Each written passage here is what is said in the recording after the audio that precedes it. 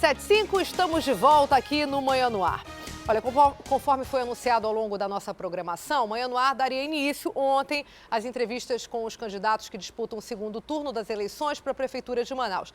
Na segunda-feira, o convidado foi o candidato do PSDB, Arthur Neto, mas no fim de semana a assessoria dele informou que ele não compareceria. Então, a gente dá sequência às entrevistas com o nosso convidado de hoje, que é o candidato do PR, Marcelo Ramos, e já está aqui conosco os jornalistas da Rede Calderaro, já estão aqui conosco os jornalistas da Rede Calderaro de Comunicação, que participam também dessa entrevista, a Aruana Brianese, diretora de conteúdo dos jornais A Crítica e Manaus Hoje, o André Alves, que é editor executivo do jornal A Crítica, o Dante Graça, editor executivo do portal A Crítica, e a Adriane Diniz, apresentadora do programa A Crítica Notícia da Rádio A Crítica FM. A ordem das entrevistas aí foi definida por sorteio, coube ao Marcelo ser entrevistado nessa terça-feira. A entrevista vai durar 40 minutos aqui na TV e mais 15 minutos depois no aplicativo A Crítica Play e também na rádio A Crítica FM, que continua com a gente, mesmo depois que encerra a entrevista aqui na TV. Agora a gente vai conversar com o Marcelo a partir de agora, né? Ele que teve no primeiro turno 24,81% das intenções de votos, dos votos, na verdade, em números significa 257.689 pessoas, eleitores, que escolheram Marcelo como o futuro prefeito de Manaus, segundo essas pessoas. Bem, bom dia, Marcelo, que bom tê-lo aqui de volta. E bom dia aos meus colegas. Olha, a gente estava com saudade de verdade de todos vocês. Muitíssimo obrigada por estarem aqui novamente conosco. Quem começa essa rodada de entrevistas, hein? Aruana? Posso fazer a primeira pergunta, sim. Vamos lá. Marcelo, no debate da TV A Crítica, ao responder uma pergunta sobre transporte coletivo, você falou que vai cumprir o plano de mobilidade urbana, que foi aprovado no fim do ano passado pela Câmara Municipal. Eu queria tocar em 2 pontos em relação a isso. Primeiro é que você fizesse uma avaliação desse plano, cujo texto de autoria original é da atual administração. Então, o que você acha do plano? O plano projeta aí a Manaus para daqui a 25 anos, né? E a segunda questão em relação ao plano é, você usa a palavra cumprir. Você acha que em Manaus já não tem muitas leis e o que está faltando é cumprir? Como é que faz isso? Como é que você tira Manaus do papel, que no papel parece muito bonita, e transforma isso na realidade? Bem, primeiro, bom dia, Aruana, bom dia, Dani, bom dia a todos. Alegria estar aqui, reafirmar o meu compromisso de participar de todas as entrevistas, de todos os debates. Eu penso que isso é um serviço que os candidatos prestam à população, é dever do candidato esclarecer, dialogar com a imprensa. O papel da imprensa é ser livre, é ter oportunidade de criticar, de elogiar, de noticiar fatos. Então, para mim, é sempre uma alegria estar aqui. Todos os convites serão atendidos por mim, tanto aqui como em qualquer outro meio de comunicação, inclusive aqueles que descaradamente fazem campanha para o outro candidato. Mas eu quero dizer, Aruana, que, primeiro, o Plano Municipal de Mobilidade Urbana, ele não é uma lei da atual administração. O processo de elaboração do Plano Municipal de Mobilidade Urbana é um processo coletivo, colaborativo, com uma série de audiências públicas. Eu penso que o Plano Municipal de Mobilidade Urbana, ele aponta caminhos interessantes, e o principal desses, o que há de principal nesse caminho é a necessidade de dobrar a velocidade média da frota em 4 anos. Esse é o principal problema do transporte coletivo hoje. O transporte coletivo em Manaus, que já teve velocidade média de 37 km por hora na época do Expresso, hoje anda a 17 km por hora. Um transporte muito lento é um transporte que demora muito a chegar na parada. Se demora muito, é um transporte que passa muito lotado. E se demora muito, é um transporte em que uma linha que poderia rodar com 5 ônibus tem que rodar com 10, o que aumenta o custo operacional do sistema.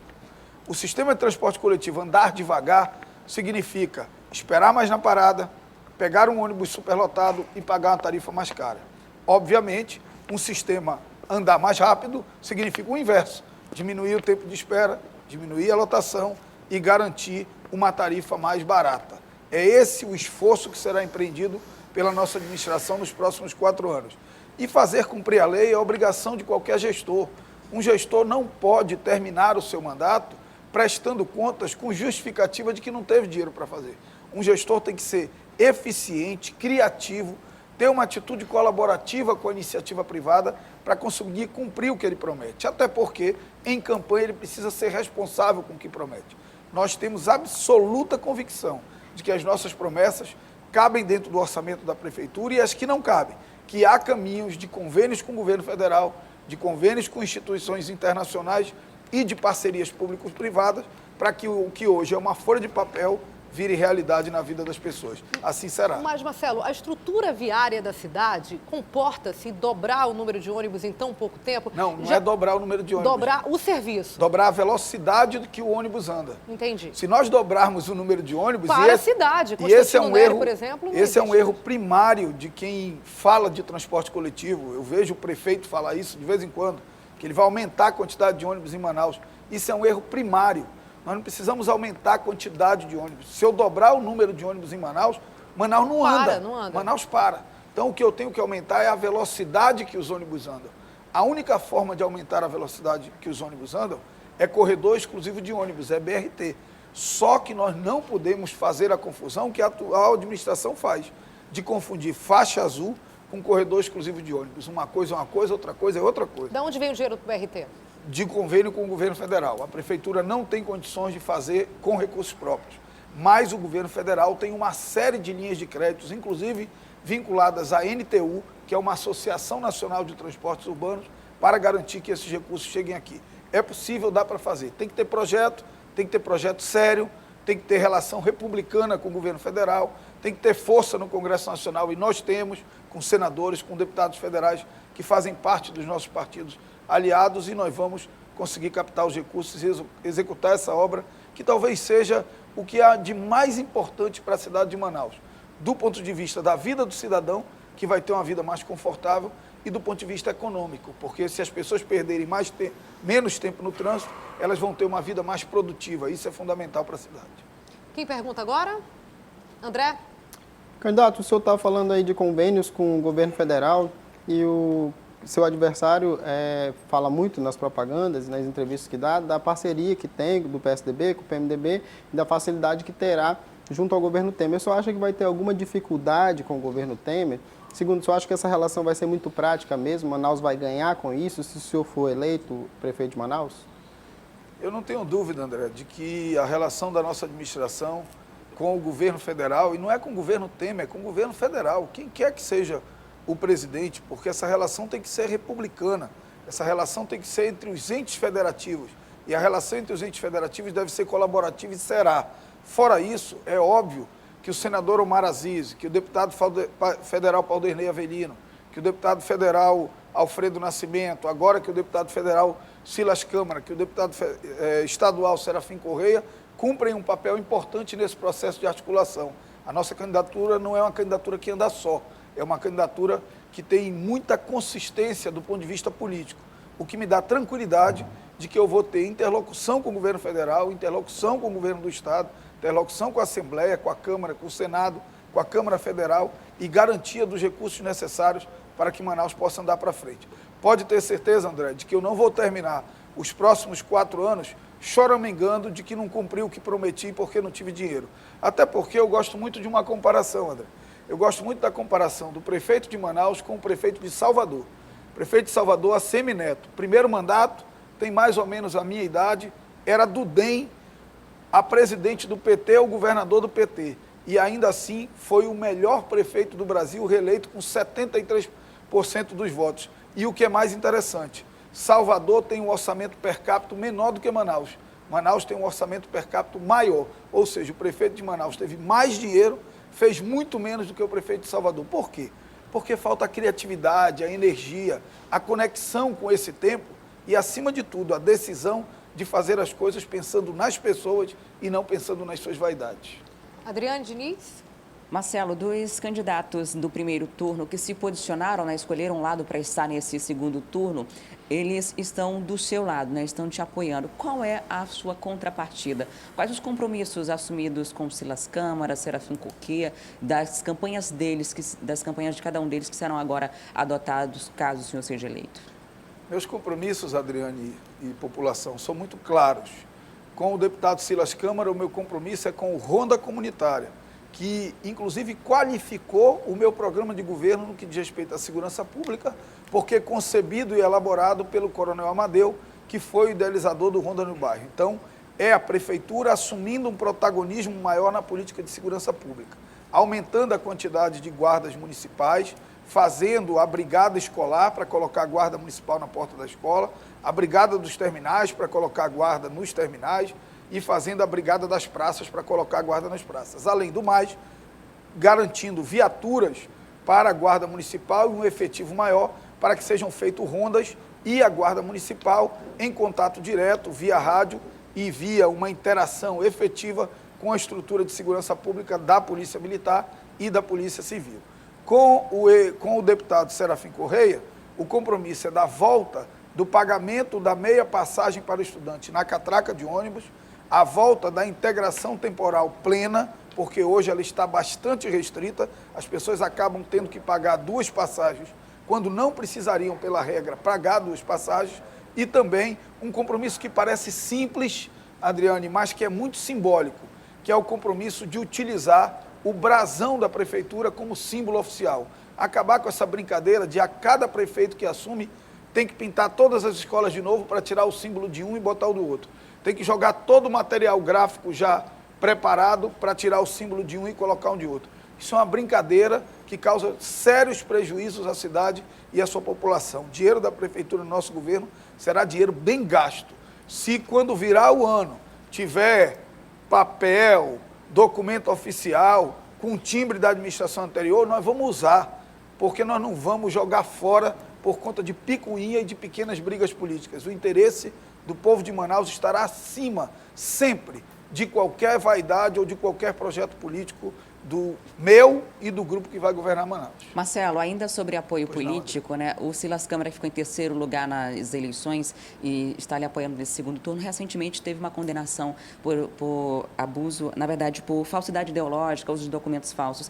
Você acha que isso, de alguma forma, pode lhe prejudicar nesse período, nessa reta final? Eu tenho certeza que não, Adriane. Infelizmente, nem sempre no Brasil as coisas são republicanas. Quando o Silas era candidato no 1º turno, ele era só elogios do atual prefeito.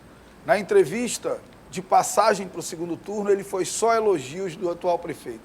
Na virada, quando ele anunciou o apoio a mim, ele virou só críticas do atual prefeito. Isso é uma brincadeira com a cidade de Manaus, isso não é sério. E o processo é um processo absolutamente esdrúxulo. Eu sou professor de Direito Constitucional. O tribunal entende que o processo está prescrito e julga o processo para arquivar. É óbvio que isso não tem efeito no processo eleitoral nenhum. Até porque qualquer condenação não se transfere. Eu respondo pelos meus processos e posso garantir ao povo de Manaus que não tenho nenhum. A respeito das suas alianças e dos apoios que o senhor recebeu, o senhor foi criticado e continua sendo muito criticado pelas alianças que fez e faz. Vale tudo mesmo para ganhar uma eleição?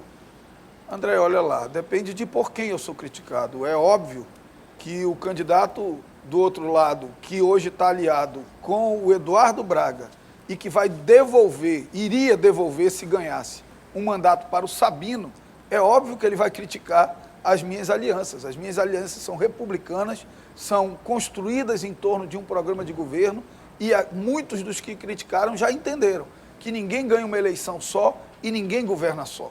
Muita gente achava num tempo lá atrás que eu deveria ter ido para a rede. A própria Marina, com quem hoje eu tenho um bom diálogo, mas a rede teve 12 segundos de televisão e não participou dos debates. Todo mundo sabe que não é viável uma candidatura como essa. Eu não sou um político que nasceu para marcar posição. Eu sou um político que tenho absoluta convicção de que tenho contribuições a dar à vida da minha cidade. E eu preciso, para dar essas contribuições, vencer uma eleição. E a política não é o que a gente queria que ela fosse, ela é o que ela é. As regras são estabelecidas pela legislação eleitoral. Então eu precisava construir uma candidatura viável e fico muito feliz de, aos 43 anos, tendo uma trajetória de vida pública independente, tendo uma trajetória de vida pública sem mácula, ser capaz de ajuntar ao meu redor pessoas tão interessantes, pessoas tão afim de contribuir com o futuro da minha cidade. O que está acontecendo nesse processo da nossa eleição é muito bonito, é muito grande. São as pessoas saindo da sua zona de conforto, abrindo mão de vaidade, por enxergar um futuro de esperança e de mudança para a vida da nossa cidade. Mas há uma mudança, né, ideológica do Marcelo, que era oposição como deputado, para o Marcelo que se filiou ao PR. Como é que foi essa transição, Marcelo? Mas claro, Dani, como a Dani de hoje não é a Dani de 18 anos, de 19 anos. Como quem nos assiste hoje não é a mesma pessoa do passado. As pessoas amadurecem, vivem experiências de vida, vivem experiências profissionais, políticas, e vão mudando as suas concepções. Eu não penso como eu pensava quando eu tinha 19 anos e era do PCdoB. Hoje eu tenho uma visão muito mais liberal do ponto de vista econômico. Hoje eu consigo enxergar muito mais a necessidade de diálogo com quem pensa diferente de mim. Hoje eu consigo enxergar muito mais a necessidade de parcerias público-privadas para que a administração pública tenha a colaboração da iniciativa privada. Hoje eu consigo perceber que sem uma economia privada forte, não tem como o Estado responder às demandas que a população pressiona a ele. Então é óbvio, há uma mudança ideológica que é um amadurecimento de um homem que não tem mais 20 anos, hoje tem 43 anos, é pai de família, tem 3 filhos. Você vê isso de uma maneira tranquila? Absolutamente, todo mundo evolui na vida, você evoluiu. O André, quando eu conheci o André lá na Câmara, não era esse homem maduro, com um pensamento muito mais preparado para enfrentar os desafios da vida. A vida é assim, a gente amadurece, ainda bem. Só para registrar que o candidato me conheceu na Câmara enquanto repórter, ele claro, como parlamentar e eu como repórter. E eu queria aproveitar, para lhe perguntar o seguinte: essa trajetória que o senhor está falando, de ex-comunista, inclusive, é uma trajetória que parece um pouco com a trajetória que fez o Omar Aziz, que fez, semelhantemente, Amazonino Mendes. O senhor faria o que diferente do que eles fizeram enquanto gestores? Na verdade, André, olha lá, eu até quero aproveitar essa tua fala para esclarecer uma das muitas mentiras. Todo dia eu tenho que acordar desmentindo uma mentira distribuída pelo pessoal do outro candidato. Um dia desses fizeram um post dizendo que eu já troquei 4 vezes de partido e que ele não trocou nenhuma. Mentira! Dizendo que eu era comunista e que ele sempre foi do PSDB. Mentira! Ele tem uma trajetória muito parecida do ponto de vista partidário com a minha, muito parecida.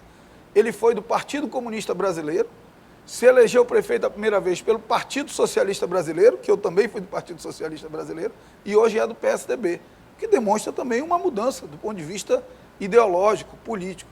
Eu respeito todos que já administraram a cidade de Manaus. Todos erraram e acertaram.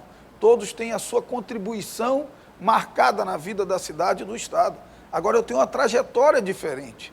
Eu tenho uma trajetória de preocupação com a coisa pública, eu tenho uma trajetória de uma atitude muito fiscalizadora no parlamento, que me faz ser mais cuidadoso, mais dirigente. Mas mais do que isso, não é porque eu sou melhor do que ninguém, não. Pelo contrário, alguns dos que me apoiam podem até ser melhor do que eu, e acho até que são. Mas é porque eu vivo em outro tempo. Eu vivo um tempo de fortalecimento das instituições, eu vivo um tempo de uma maior fiscalização do Ministério Público, eu vivo um tempo da lei da transparência, da lei da ficha limpa. Eu vivo um tempo que vai amadurecendo os políticos mais modernos para a nova realidade da nossa democracia e da nossa república. É isso que vai fazer toda a diferença. Como, por exemplo, o ACM Neto, André, ele é neto do ACM, ele é neto do Antônio Carlos Magalhães. O Antônio Carlos Magalhães era o que representava de mais atrasado na política, de violento, de falta de diálogo, mas ele hoje é o melhor prefeito do Brasil. Por quê? Porque vive novos tempos e soube se preparar para esses novos tempos. É isso que aponta para um futuro da nossa cidade, um futuro de esperança, de mudança, e eu tenho certeza que isso está contaminando o coração e a alma de milhares de manauaras. Dante Graça. Candidato, bom dia. O senhor falou aí em dinheiro bem gasto, né, pela Prefeitura. É claro, para quem acompanha um pouco mais, que tem excelentes servidores municipais, mas também há diversos casos em diversas secretarias de servidores que, infelizmente, vão lá, batem ponto, vão almoçar, demoram 3 horas para voltar, que atendem mal o cidadão quando ele precisa de um atendimento. Eu queria saber do senhor se existe, dentro do seu plano de governo, dentro da sua política de governo, uma maneira de fiscalizar melhor esse atendimento ao cidadão, esse serviço ao cidadão que os funcionários públicos precisam prestar. Dante, eu vou aproveitar a tua pergunta para mostrar algo que eu mudei do ponto de vista ideológico. Teve um tempo que eu achava que a administração pública, isso é uma tradição das esquerdas brasileiras, não devia valorizar o mérito, que todo mundo tem que ser tratado igual. Isso não é conectado com o nosso tempo. Quem produz mais tem que ter uma remuneração melhor. A Prefeitura de Manaus tem, por exemplo, uma verba chamada adicional de produtividade. Isso é distribuído pelos belos olhos se é amigo do secretário, se o prefeito pede. Isso não pode ser assim. Qualquer órgão público, a distribuição de lucro, a distribuição de produtividade é vinculada à prestação de serviços e ao cumprimento de metas. Então, o que vai fazer com que os servidores prestem melhores serviços, e eu preciso registrar, a grande maioria dos servidores públicos são dedicados, apesar do desestímulo, apesar da falta de plano de cargos e salários para os não específicos, apesar da instabilidade dos RDAs, apesar da ameaça constante contra terceirizados, há muito esforço para prestar bons serviços para a população. Mas nós precisamos ter um governo de metas. Um servidor que despacha 10 processos não pode ter o mesmo salário de um que despacha 50. Então, nós vamos definir um governo de metas, uma remuneração variável de acordo com a qualidade do serviço prestado para o cidadão. Porque o servidor público, assim como o político, ele é meio. O fim é o cidadão que está da porta da prefeitura para fora, precisando de serviços de qualidade. Como o senhor pretende avaliar essa produtividade? Com metas muito claras, estabelecidas. Um servidor que trabalha com processos, ele vai ter metas de despachar processos. Um servidor que trabalha com atendimento, ele vai ter a avaliação da qualidade do seu atendimento.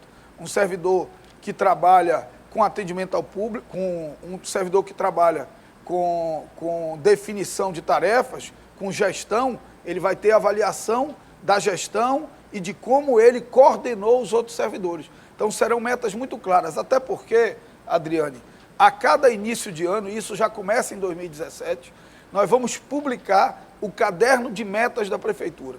Então, a população, a imprensa, os empresários, toda a sociedade organizada vai receber nas suas mãos e vai estar disponível na internet quais os objetivos, quais as metas a serem cumpridas na saúde, na educação, na infraestrutura, na cultura, no esporte, no lazer. E a cada final de ano, nós vamos publicar o balanço das metas que foram cumpridas e que não foram. Por isso que quando me perguntam se o meu secretariado vai ser técnico ou vai ser político, eu digo o seguinte, o meu secretariado vai ser cumpridor de metas. Técnico ou político, cumpriu as metas definidas pelo governo, continua secretário. Não cumpriu, vai fazer outra coisa e entra alguém que tem a capacidade e eficiência para cumprir. Mas é bom registrar que esses apoios que o senhor está recebendo, o senhor não está recebendo esses apoios de graça, candidato. Nós sabemos que cada um quer o seu nicho, o seu naco. Então, o senhor está dizendo que, na verdade, esses que estão lhe apoiando podem não ter secretarias, eles podem não ser indicados, ou aqueles que eles indicarem, é isso mesmo? Claro. Ou vou complementar a pergunta do André, se ele me permite, ou uma vez indicado, se não cumprir a meta, vai sair mesmo contrapondo um compromisso político? Eu vou dizer de uma forma bem clara e indiscutível para que eu possa ser cobrado depois. Eu não tenho nenhum compromisso, absolutamente nenhum, de ocupação de cargos com os aliados que foram definidos tanto no primeiro como no segundo turno. E isso eles já sabem? Eu tenho compromisso, claro que sabem. Okay. Eu tenho compromissos de ouvi-los, de governar junto, de cumprir o que está determinado no meu plano de governo. O que não quer dizer, a gente governa com quem a gente ganha. A gente não governa com quem faz campanha contra nós. É óbvio que ao meu redor tem uma série de homens e mulheres altamente qualificados, altamente preparados para contribuir com a administração a partir de 2017. E essas pessoas comigo estarão. De quem elas são aliados, a que partido elas são filiados, isso não é regra para definir um secretariado. Eu não vou colocar 4 vereadores secretários para garantir um mandato para o 5º suplente, como o atual prefeito fez. 4 vereadores, tem secretário de nada. Tem secretário de nada. Tem secretário que é secretário de nada. Só é secretário para sair da Câmara, para dar vaga para o 5º suplente. Isso tenho tranquilidade que eu não vou fazer, porque os interesses do povo de uma cidade não podem estar submetidos aos interesses partidários, às vaidades dos governantes. E eu tenho maturidade, independência, confiança nos meus aliados para ter certeza de que o governo, a partir de 2017, será assim. Não há nenhuma composição relacionada aos cargos.